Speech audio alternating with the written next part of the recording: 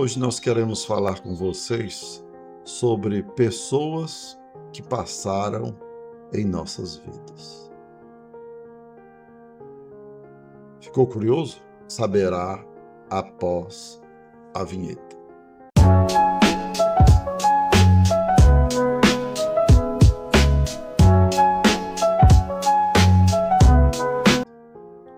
Essa pessoa que passou na minha vida, na vida da nossa família, chamava-se João Batista de Paiva, mais conhecido como Paiva, e, para os íntimos, Cabeção. Uma pessoa ímpar, uma pessoa que nunca negou um favor para nós, uma pessoa que eu conheci em uma situação inusitada. Eu estava em Maria Farinha, trabalhando como seminarista, estagiando, né? E deu um problema numa caixa de som lá da igreja, e nós mandamos para uma pessoa em Abreu Lima, né? Esse técnico trabalhava em Abreu Lima, conhecido dos meus irmãos. E o que acontece? Quando o som ficou pronto, o técnico não dispunha de transporte, aí veio justamente com o João Batista de Paiva, no carro dele. O carro dele era um Fusca amarelo.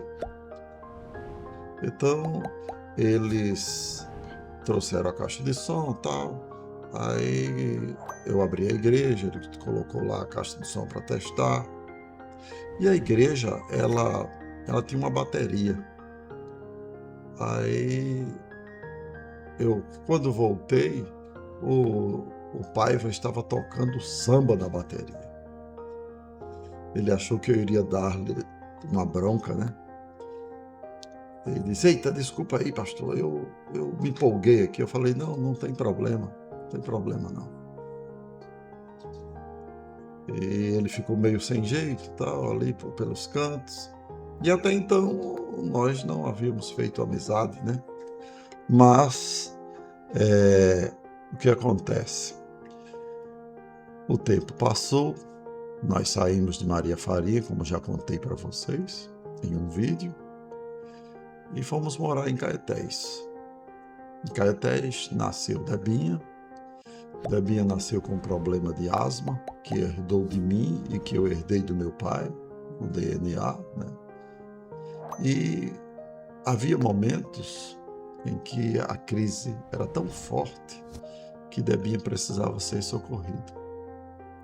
E nós não dispunhamos de transporte. Na época não existiam esses carros de aplicativo, ou táxi, ou uma pessoa conhecida. E apelávamos para a pessoa conhecida. E quem entra em cena? João Batista de Paiva. Quando ligávamos para ele, ele vinha correndo. E correndo literalmente. Às vezes, quando o telefone da casa dele tocava, a mulher dele já dizia: "Olha, te prepara, porque é Debinha." E realmente o era. Ele pegava o carro, chegava rapidinho em casa. Colocávamos Debinha e íamos para o hospital. Lá em Olinda, de Abreu Lima para Olinda. E ele sempre presente. Meus pais adoeceram, problema de câncer, ele os levou, ele os trouxe. Quando íamos para Timbaúba, ele também ia com a gente. Então foi um amigo que marcou a vida da gente. Foi uma pessoa que ficou carimbada, sabe? E é um carimbo que não sai. Eu até me emociono quando falo acerca dele, né? Porque é uma pessoa que estava sempre presente. Ele tratava nossos pais como se fossem seus. E minha mãe o tratava como um filho. E ele sempre gostou muito de nós. E aconteceu de um dia ele inventar de fazer uma dieta. Ele falou: "Eu vou comer só arroz."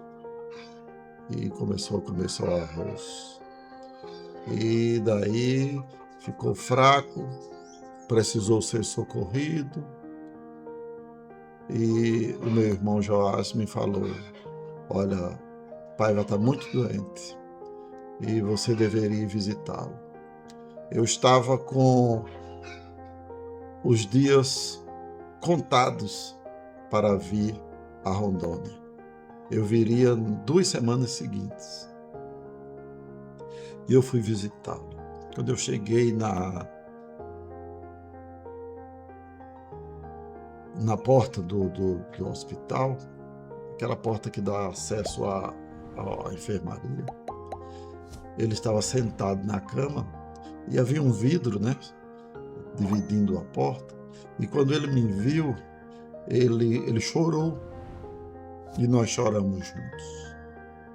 E ele me chamava de Cabeção também. Eu chamava de Cabeção e ele me chamava de Cabeção. Ele chorando, ele disse: Cabeção, o que é que você está fazendo aqui? Eu não queria que você viesse aqui me ver nessa situação. Eu falei: nós somos irmãos. Nós somos irmãos. E eu estou aqui para lhe ajudar. Ele chorou muito e eu e Flávia conversamos bastante com ele, oramos com ele, lemos a Bíblia com ele. E ele sempre dizia: eu sou muito grato a Deus por sua vida, Cabeção. Você botou no mundo uma filha maravilhosa. Por que ele dizia isso? Ele dizia isso porque Debinha ia evangelizá-lo juntamente com o seu noivo. Chegavam lá, liam a Bíblia para ele, oravam juntos e acabaram o presenteando com uma Bíblia. E ele lia essa Bíblia e ele entregou a vida a Jesus. Ele sabia para onde ia, para onde iria. E voltando ao hospital, ele disse: Cabeção, eu não queria que você me visse assim. Eu falei: mas estamos aqui para ajudá-lo.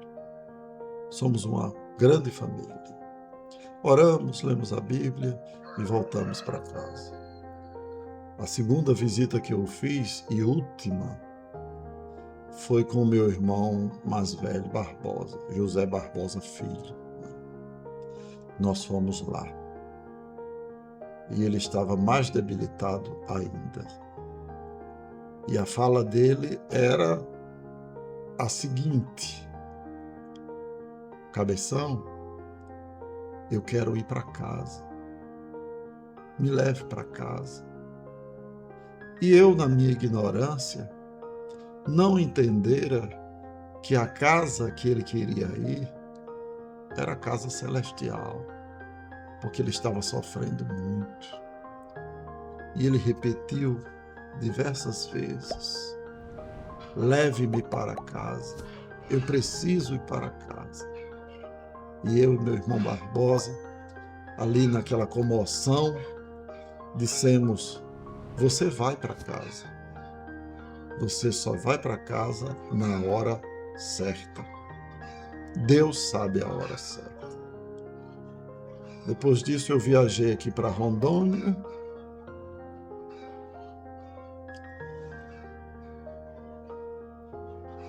E quando cheguei aqui em Rondônia, quando amanheceu o dia, meu telefone tocou. Era meu irmão caçula, Joás, dizendo: Josué, nosso amigo se foi.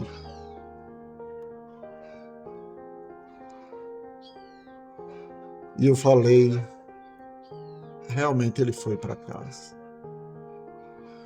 Então, o tempo que nós temos aqui é o tempo que ele está com o Pai. 7 anos, iremos completar 8 anos. 8 anos da partida de uma pessoa que passou em nossas vidas e deixou a sua marca. Que lição você poderia tirar, ou nós poderíamos tirar dessa história? Nós devemos fazer o bem sem olhar a quem. O Senhor Jesus falou que aquilo que a tua mão direita fizer, não permita que a esquerda veja. O Senhor Jesus nos ensina claramente que nós devemos ajudar aqueles que nos cercam. Aprendemos também que amizades sinceras precisam ser conservadas. Essa amizade dele nunca foi uma amizade interesseira. Foi ele quem nos estimulou a comprar o nosso primeiro carro. Não porque ele estivesse cansado de nos levar, mas o pensamento dele era o seguinte: Cabeção, você coloca 50, 100 reais de gasolina no meu carro. Eu não uso a metade disso. Essa gasolina fica para mim. Você comprando o seu carro, você vai ficar com a gasolina para você. E você vai ter um carro ali na sua garagem. A hora que você precisar, você vai tê-lo. Me estimulou também a tirar a carteira de motorista. E eu fui estudar para me habilitar a dirigir. Me estimulou a dirigir, a perder o medo. Então eu aprendi muitas coisas com esse homem. Um homem que não media esforços para ajudar ninguém. Um homem que amava em todo o tempo. Um homem que uma vez chegou lá em casa com a testa suja de tinta, porque ele dizia que não pintava o cabelo, quem pintava era a mulher dele. Então eu falei, mas Cabeção, tu nem limpaste a tinta? E ele falou, a vida de Debinha é mais importante. Então, para vocês terem uma ideia da pessoa maravilhosa que ele era, a pessoa amável, amável com todos. Quando eu me tornei empresário, foi ele que indicou o primeiro funcionário. E eu não esqueço, uma pessoa íntegra, uma pessoa honesta, indicada por ele teria que ser. E eu louvo a Deus por tudo que ele fez e representou para nós e deixou a sua marca. Você tem um amigo assim? Ou você teve um amigo assim que marcou a sua história? Coloque nos comentários do vídeo. Nós leremos e responderemos para você. Que Deus nos ajude a fazermos amizades que realmente nos honrem, amizades que realmente valham a pena. E que Deus nos ajude. E até a próxima, se Ele permitir.